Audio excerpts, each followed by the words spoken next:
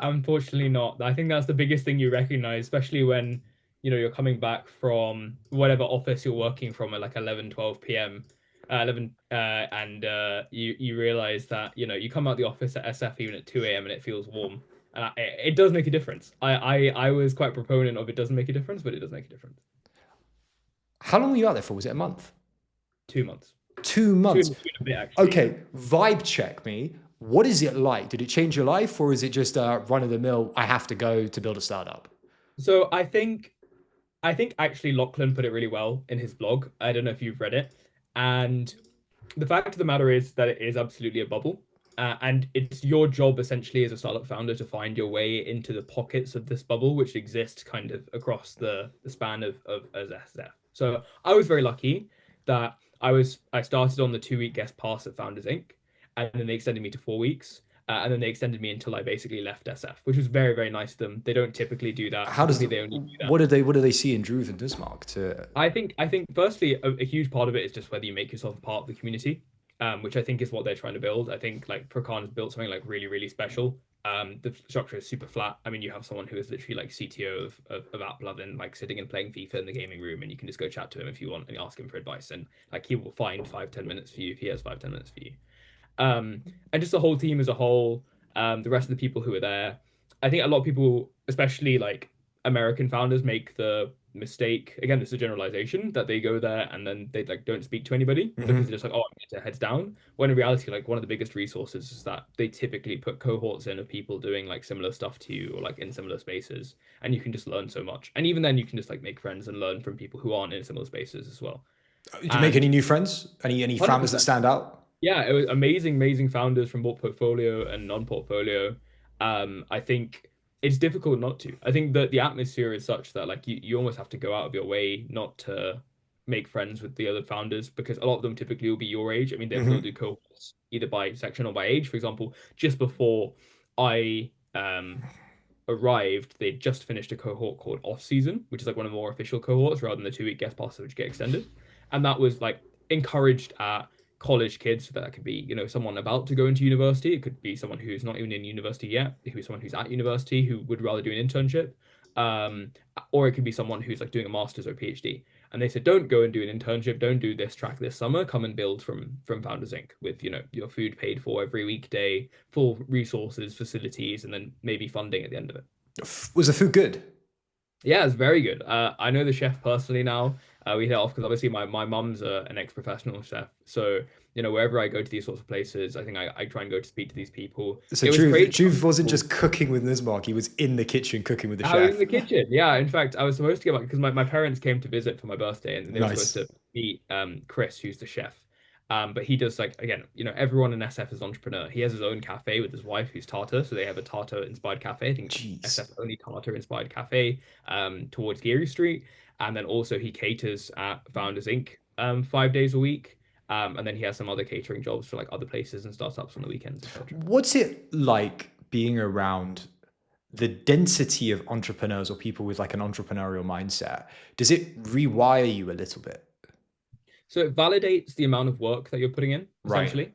But to a Because degree, because or does it just feel like just because yeah, I'm around them, I'm doing work when in reality you still have to put in the work.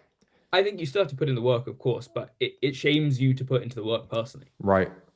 So you have a situation in which, everyone around you, maybe not everyone around you, people are interestingly disciplined. Like, for example, like I would probably be one of like maybe 5 or 6 people who are in the office past like 1 a.m., 2 a.m., just because that's how I like to work. That's when I feel productive. A lot of the portfolio companies, because they're kind of already funded, their suggestion for Founders Inc. is like go home, sleep, do these things. Yes, if you need to pull an all-nighter for a launch, etc., of course you go and do that, right? But aside from that, you go and like be healthy and you move on from there. And that's like a huge push from Founders Inc. I mean, that's why they have food there and things in the first place. But one of the actual big rules of Founders Inc. is do not sleep there as well. We had Um, Suris on the show, and like through the research, I was asking him like, where was the best place to sleep in Founders Inc? Because the guy just didn't seem to leave apparently. it's quite taboo actually. I think like the conversation around this, like, quick nap on the couch might be permissible, but yeah, I know there are people who like find spots and like are there the whole night essentially. And Frankly, I think especially in your first 2 weeks, there's not really an excuse for that because the hostel on the hill right above SF is exceptionally cheap, which in itself is a really cool experience. So, Founders Inc. is the former military base, the former Navy base to be specific, Fort Mason. Two floors, well, 1.5 floors in one of the four buildings, main buildings that made up Fort Mason.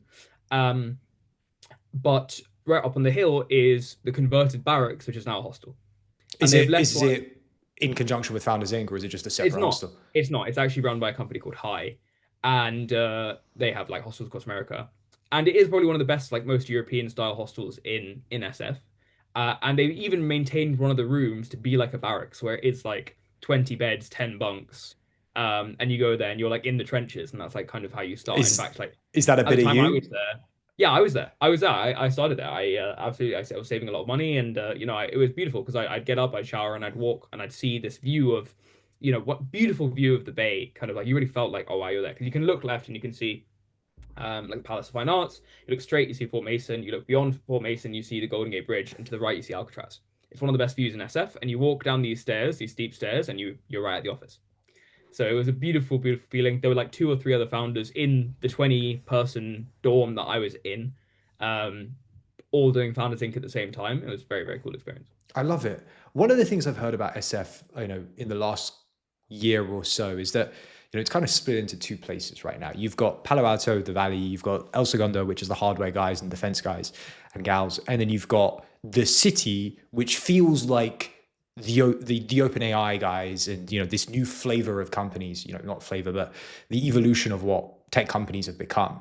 Did you kind of see that dynamic there as well, or is everyone still mixing across the city? So of course there's mixes because there's events, Hmm. right? Like you'll meet these people, but it is very interesting. I went to visit a friend of mine um who works for, I won't go into too much detail because he showed me a lot of stuff which is confidential, but he works for like what is now like a Series B. They basically work on silicon chips and structures Very essentially, cool. and larger hardware which is built from that, from those chips. And I think, yeah, it's hustle culture. I think they probably work similar hours to kind of like a McKinsey consultant, but they just get paid way better for it. And it just creates like a really nice lifestyle because, like, you work for McKinsey here in the UK and you can have like a great life, but those guys are earning like maybe probably double with PPP, and they're having like a great life. They've got stock ops and they're just so incentivized to work for their companies. Like they love their companies. They're like, oh, I'm going to be here until it hits like Series B, Series C, Series D, Series E, you know?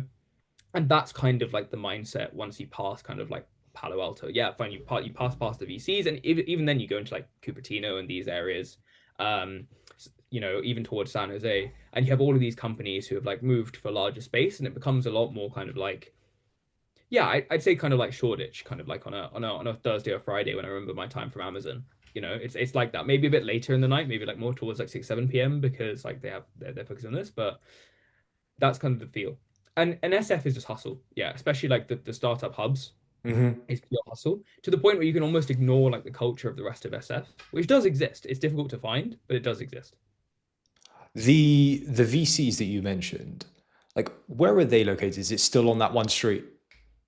So to some extent, yes, and like companies will station themselves around that area. Like for Hmm. example, I went to visit the Poke guys, and they're like right there in the heart of Palo Alto. Like there's like NFX around the corner. Like all of these places where I'd like watch talks happen, like virtually, etc. Like I just around the corner, which Was is it really really fun? Was it fun actually being able to go there in person now, being like, oh 100%. It crap, was this it was is really fun. live up to expectations? What, in terms of the area? As in, like, it's not super impressive. It's just a nice neighborhood, really. Hmm. It's like their version of, I guess, like maybe not even like I wouldn't say Kensington or Knightsbridge because it's not the same. Because like people are very, very wealthy there, but it's flat 1 or 2 story buildings for the most part on nice cleaned up streets with nice street lighting. That's It's not fancy. The restaurants are nice. The shopping centers and the shops there are expensive, and they're nice, but it's all focused towards, here's a nice place to live in and kind of like a secluded sort of neighborhood. Um, and your office is here, and it'll be a small office, and you'll work from there, and you'll try and create billions, and that'll be your job. Is it as serendipitous as everyone makes out? Can you go and meet some, like, you Yeah, bump that into a is absolutely billionaire on a cafe, you bump into a VC that then invests straight away? 100%. And this is actually a point I wanted to make. I think I know I don't know if you have Andreas later or We've got now. Andreas later. He's Great. about 2 hours, no, an hour and a half. I mean, top bloke. I've had breakfast with him at a London Founder House. We've met a couple of times, so I'm very aligned with what he's trying to achieve. But the fact of the matter is, like, I went to SF, and there were people who were like, "I would like to invest in you, but you have a UK incorporation." It's a You real know, like, problem right now. It's a real problem. right? And it's like some people are like, oh, but like if they really wanted to, they'd invest. But it's like, yeah, their thought process is this guy is going to reincorporate, and I'm like, obviously, I'm going to be honest on to these people who are like, they're angels to be clear, but an angel in SF is like 50 to 100K, Hmm. so like that's like as much as maybe a small VC And do you check here. do you sit there and go, in that moment, do you go, I have to go and do a Delaware flip, or I have to go and do something like Yeah, that? absolutely. And it's kind of like if I've been here for like less than 4 weeks and I've got people willing to put 50 to 100K into a company, it just doesn't make sense. But Like like, if basically, if you if it you puts some of the numbers for raises from like UK pre-seeds into Mhm. comparison. It's like that's like 10 angels. Like, Agreed. Agreed maybe not completely. 10, I maybe think like one of three the or thing four. that Andreas, I think the nuance in Andreas's comment, right, is that like I had a few offline conversations with him. Usually most of our conversations are through the stream, which is absolutely awesome because we just have a very direct convo. And I asked him once, I'm like, do you care where the capital comes from? He goes, no. It's like, we just want to open up Europe for capital and just anyone can invest in, right? But I think to that point, until that happens, you still have to go and do the flip. Like, you still have to go and just raise capital however you need to raise it. Like, it's just a means to an end. You just got to get on with it, right? Unfortunately, it's not just like EU Inc. getting created as a thing. It's also EU Inc. getting created as a thing, and then Americans are starting to trust that that's like a reliable incorporation to invest in. And then there are like structures which like help you tax wise with safes. Hmm. I forgot what they're called, but they exist. Um, so there's a huge comfort in that, and we have to create that in UK and the EU. Now, again, I'm very lucky that I got a great deal through like our lawyers, who I'll shout out at Taylor Wessing. I hope that's allowed. Yeah, But like completely. I got the same deal as the EF guys, and then we can create ASAs and have that all sorted for us, and they continue to give us legal advice and like stuff for free off the back of that. They've been amazing, including like whether we should flip or not and how much that would cost, and loads of Can advice I that we shouldn't ask, be what free. is a flip cost these days? Like, So ballpark there's a range. flip, right? And then there's also like the parent company, like the Hmm. topco, which what like will be end up doing. Like my understanding is that you can probably get a flip done for like 10 to 20K USD. But if you want to keep the Delaware C topco and then maintain the UK like child corporation, which is what we'll be planning to do to maintain SEIS, and basically like what our investors want us to do, bar maybe if we get such a huge sum of money in the US that it's like, okay, let's just sort this out and get it right now. We don't really care about the SEIS anymore because you're raising so much money. I assume that would be more in the range of like 25, 35K, right? Depending on your lawyers. It's a kind of situation where, if I had complete 2020 hindsight, and then again, as we'll talk about in a second, you know, I had like a business which didn't go through what happened last week, and I could go back a year in time and I could say to myself, hey, like, don't bother about the SCIS, don't bother about UK incorporation, just go to SF, use your savings, go with Jakub to SF on the ESTA, start a Delaware C Corp, take US investors there. You will find as many angels, if not more capital, than here in the UK right now. And I was lured into obviously just raising the UK because I knew a lot of angels here. I was ex VC, I was ex Amazon, so I knew I could raise around here. And I didn't have any connections in SF at that time. Maybe very few. A few people had Hmm. gone over to do YC, maybe a couple of people who'd interviewed us for various things. So that's what I would do. And I don't think EU Inc. is going to change that because there's suddenly not going to be an influx of angels willing to invest in EU Inc. And so what you're saying is essentially like, it's gonna, like, it will work, but it's the trust element of maybe 3 to 5 years of like the US and the rest of the world trusting it to bring the capital in. 100%. And Do you I not also feel think like the petition was part of that, where you go on the EU Inc. website and you have all of these Sequoias, your YC, and everyone is, sort of co-signed this thing and been like, yeah, we would do this. Is that not good enough? Or you will just want to see what happens when it actually becomes a when 28th when ratio? the first company that comes from the like Europe gets into YC and YC go, okay, EU Inc. is fine, rather than what do they have right now? Singapore, US, or Cayman Islands.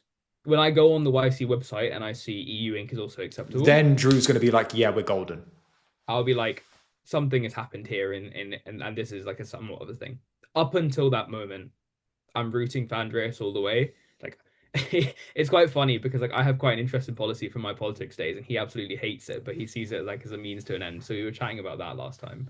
Um, but yeah, and up until that point happens, that's the case. Look, I But want yeah, to get I I want to get told into myself a the year ago to do it, and then just raise it while I was there in the US. I absolutely would have. the US does some weird things when it comes to policy, and the latest one is with Facebook or Meta, putting in these restrictions on third-party applications. Yeah, It must have been a bit of a blow, huh?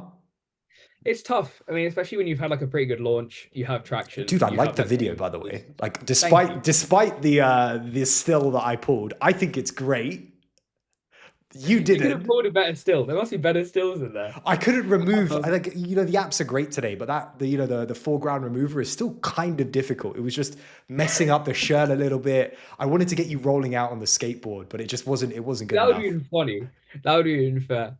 No, that zoom in is like a very like specific lens, which is Yeah, like I mean, actually that was actually great. The guy who filmed that was in the hostel with me. He was just a Scottish content creator, and we paid him like basically meals plus like a couple $100 to film that, and he was more than nice. happy. There's people spending like 10K of their seed money on a launch video of that quality, and I'm like, what are you doing, man? Did Like you can it find make the people. impact it needed? 100%. Like it was like people like, oh wow, like he went across to SF, he did this, like people are doing that. I've had reach outs off the back of it. Like how do I do this? Like, oh, okay, like I see that you're in SF as a VC, and the worst thing is then I have to tell them no, I'm actually backslowing my visa. And then also I have to tell them now, like I've had a couple reach out, like with the article being like from TechCrunch being like, does this affect you? And I have to be like, yep. And I was like, did this happen straight after your launch? I was like, yep, that's exactly what happened. It's like Meta just Um, came for you straight afterwards. What does one end up doing in a situation like this? Like, how do you pivot? How do you think about yeah, it? so, I mean, we have a very low latency multi-tool orchestrator, which like we've been building. We built specifically because the fact of the matter is that the key to this market was always going to be WhatsApp, and our key Hmm. was that like, we understood WhatsApp natively. Yes, we could pivot to other apps. Yes, we were actually going to expand to Messenger and Instagram. We had prototypes on each. And then we also had our own mobile app. But the whole point was that across your messaging stack, you have Nusmark. And it's very, very good. And it's specialized for each of those messaging apps. I think like Poke's doing a really, really good job with iMessage, but there's functionalities of iMessage they haven't even tapped into yet. And that, actually they're two German guys who did Cambridge PhDs, but they're not just tapped into like wanting to understand all the new WhatsApp features like panels, carousels, buttons, lists. Like these are all things that you can use to like basically optimize the UX of WhatsApp for the purpose of being a personal assistant. And we were working on these things. Our agent could dynamically generate these things for optimal purpose and optimal UX along the way for each user, for each use case. So all of that work is pretty much gone in 2.5 months. The rest of it, like the agent's still very good. Calling latency and what we're working on with 11 Labs is still very good. There's a great like calendar agent in there that we can plug into anywhere. But the question is basically this: you essentially have four options in front of you when something like this happens, and you're like building on other platforms. You have A, you can find another home. B, you build your own home. C, you partial pivot, like take the tech that you're working with and like put it into something completely different. Could be B2B, could be like whatever. And Hmm. then or just completely pivot. And like touch wood, we have money in the bank from investors. We have like people behind us. Oh, we're doing the Antler cohort, as I Nice, said. Um, congratulations. I think this was They like don't a just decision. back anyone, right? Like when you get involved with Well, yeah. Anta, it's like you're going to It, be $100 million company. it's good stuff, and I think like this announcement from Meta really justified the decision because as much as it's a shame to go from a point where you're chasing PMF, we're now like back to chasing ideas. You Hmm. know, like we've literally been pushed, not in terms of our team, not in terms of money, not in terms of whatever, everything else, but we've been pushed 6 months back. You're like, okay, right, you're going to reset here. Maybe our agent is a lot better. So if we do reuse that, then maybe it's not 6 months back, maybe it's like 2 months back, 3 months back. But the fact of the matter is, like, we're back into validation mode because there's no guarantee that people will use the same agent on a different app. And frankly, think about being a VC, right? Let's say the whole point was all of us were doing this. So yeah, Lucia, Poke, Pooch in India, us, like a bunch of other people. You go to VCs and you go to angels and you say, hey, look, like Meta's never going to do this. Why would they do this? Hmm. Firstly, they don't have the regulation to read their own messages in chats. They can read what you tag them in. They spent millions on doing that and that lobbying. Secondly, like Meta AI is for very different purposes. And thirdly, Zuck has been very, very clear that he wants to be like the WeChat of the West. He Hmm. wants to have loads of other third-party apps building to the point where they bought a WhatsApp CRM and then sold it because they didn't want to show people they were just going to buy up whatever people were building. Then like they wanted to have full-on businesses. And that was enough for Lucia to raise from Coastal Ventures. That was enough from Poke to raise 15 million to like expand on WhatsApp from General Catalyst. So these are like big VCs who had done their own research, their own DD, and gone and done and had these same conclusions. And Meta's gone and done completely opposite. Have you got any insight as to why? Have you been able to, get feelers out and understand, I why I this was do the move, think or is there a theory that you've got? so. There's two, right? The first is that like before that WeChat of the West happens, the thing and the market share of that which Meta wants to own for itself was assistants, and they will eventually do Meta AI. But again, I think that actually was a timing thing. I feel like they could have released that any time, so that's not like particularly like there's no need to shut Hmm. down all assistants in order to do that. Yes, it slows progress, but like other apps exist. Like Poke will continue on iMessage. I'm sure other people will exist on like Telegram and Signal, and in other places on text. Right? That's not our interest. Our interest was the 3 billion monthly active users WhatsApp market. That like both mine and my Indian aunties and Yaka's Polish aunties use every day. That was the point. One of the things we really bonded on, but that still goes on. Instead, I do think it's a half truth. I think they half want to do that, and then half like the load on the WhatsApp API servers was becoming a lot from assistant usage. And I think if people kept using it for that purpose at that price, like it was going to become straining, and they want to focus on like business. But now there's a gray area because a lot of businesses are going to be like, what if my customer service bot gets flagged as an assistant because it's so good, Hmm. right? That's happening because the people who are flagging it are either like automated bots, which like are looking at the type of conversations and what they're advertised as. What if you get flagged for 4 or 5 days? That's your customers not having that access for 4 or 5 days. So they've crippled their own ecosystem. Because no one's going to want to build there because they're unsure about whether their account's going to get banned for being an AI assistant. And so, short term, does Nusmark stay in, like Nusmark as we know and love it today, stay in business? Nusmark will continue to exist on WhatsApp as long as January 16th. As in Hmm. like that is the date in which Meta like puts in the ban. And as long as they let us stay on WhatsApp beyond that, like that's fine as well. We have to make a decision between myself and Jakob whether we keep that bot as something else or like we keep operational and just let the number get banned, which like doesn't really matter now. It's a shame because we've spent time and effort plugging directly into the WhatsApp API. We're a second level Meta tech provider. We're verified. We can do like a bunch of stuff. We have like a 10,000 daily sending message limit or something from that, right? Because like we have the number of users, the number of traffic, the amount of traffic we've had in the last 2 and 3 weeks. Hmm. Um, and but we don't really care. That's now just an advertising channel. To be honest, we'll continue service for people who enjoy using it. Some great of our early supporters, like hundreds of people who've been using this mark last 2 weeks. That's the case. The goal now is whether we need to figure out whether we plug that into an app, but we have to do it fast. Like basically, we need to get the team together and decide. We have an alignment, which I'll kind of share over the next few days. There will be a Nusmark mobile app. What now matters is the shape and form of what that mobile app will take in terms of content. Are we going to focus on 2 or 3 of Nusmark's key features because people like really want those and that's what they'll download an app for? Hmm. Or do we go back to the spread of like how Nusmark in your WhatsApp was going to integrate with every API and integrate into everything? Is there a way that you're leaning, or is it still just very much confidential and under wraps? I think I'm and myself and Jakob are leaning towards we need to get back to the point that we were as quickly as possible. And Hmm. that point is users who love you, users who are willing to pay for you, users who are literally putting their credit cards down, even if it's like 1K MRR, right? Which is like, you should be able to do a consumer app post launch like we were able to. Like, within a week or two. Like we need to get back to that point very quickly, or just like a number of users which is so large which compensates for like that level of pay, Well, right? when you said you've sort of been pushed back 6 months, are you sort of back in the position and where you ended your time at Boulderton Capital? It's like that's where we are in terms of the thinking. In terms of the thinking, yeah. But obviously, the product and the iteration and the technology knowledge has come 6 months in the future.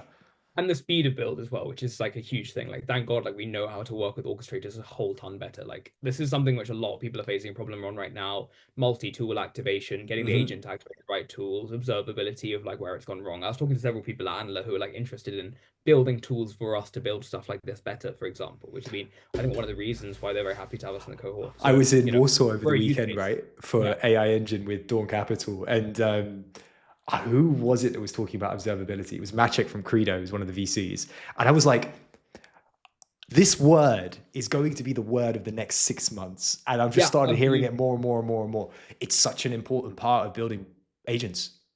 And it's just like, what the hell is the agent doing in the background, right? It's actually like you can explain it to a kid, which is why it's so beautiful. It's like a VC investable concept. It's just like, yeah, is and there are loads of people in the world who are building agents, just like me and Jakob, and they will be for different use cases. And at some point along the chain, you have to be able to be like, okay, right, why did it do that?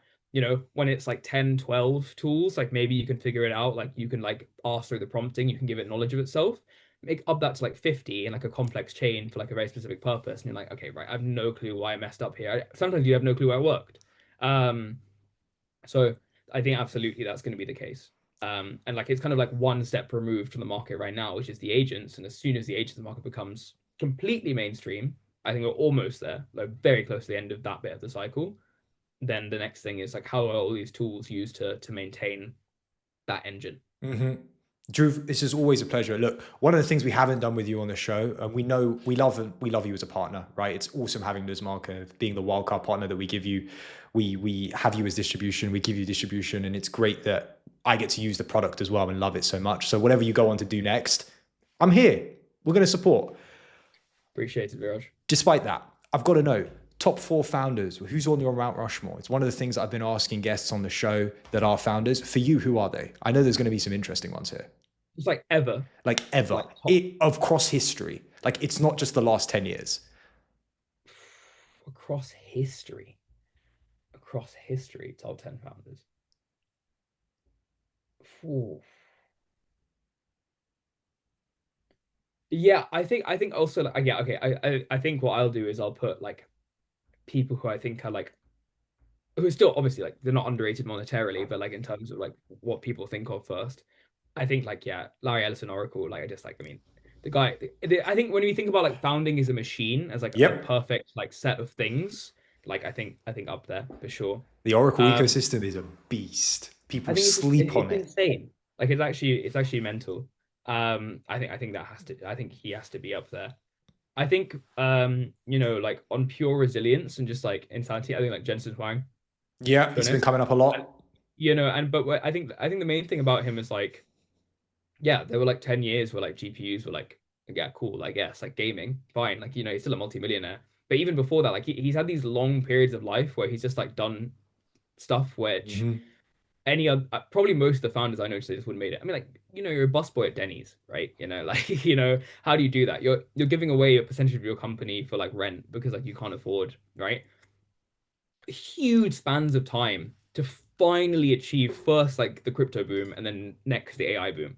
Right place, right time. And there's Hmm. so many reasons why like Nvidia could have not been owned by him. Just acquisition wise. Like it would have been a very reasonable exit in like the 90s or 2000s to be like, hey, like, whenever he was 10 years in, okay, fine, like we're just going to sell this. So I think he has to be up there for me. Two other founders who are Mount Rushmore-esque.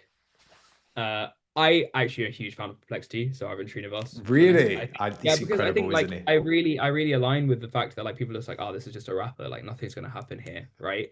And the reality of the fact is like, you have to build the tools available, and AI is available to him, and he built like a multi-billion-dollar business, right? So like, I think he has to be on there for. I just like love his approach. I think he's one of the few people who recognizes that like UI is like a huge part of like the future of future of AI interaction. And then finally, since I know we've got 1 minute left, I'll throw a wildcard. Probably maybe not like my Mount Rushmore of all time, but in terms of like if we go in terms of maybe like those eras. So let's Hmm. go like yeah, so like Larry into Jensen into Arvind into now, and then like who's next? Yep. Who's next? I actually think that the people speaking on that UI front, um, the people who've really cracked something and understood what it means to like win in a congested AI market are the granola guys. Oh, don't even get me started. I want these guys on the show so much. They're incredible. I use the product like every day. You should go to like one of the events in London. I don't know how many there are now, but I used to go there all the time before I went to SF. Like there was like a pizza night and there was It's like awesome. I didn't have the chance because of the show, and I was like, I gotta lock in for this, or it's go to this, and it's one or the other sometimes. But and Drew, they're just so happy to talk about stuff. They're they awesome. are awesome, and the talent that they get in the room of just people having conversations. From what I've heard, the discussions are amazing. There are very few people who've understood that you can win in a congested market just by having consumer experience, and that just looks like really cool, easy to use UX with a bunch of fun stuff. Like that's Exactly. literally when it comes down to an AI in the next like year. It almost feels like you're thinking in that direction. Drew, always a pleasure as always. I'll see you soon in person, obviously, and thanks for Absolutely. Nusmark for being a sponsor. Thanks, Viraj. Speak Bye. to you soon. Ciao.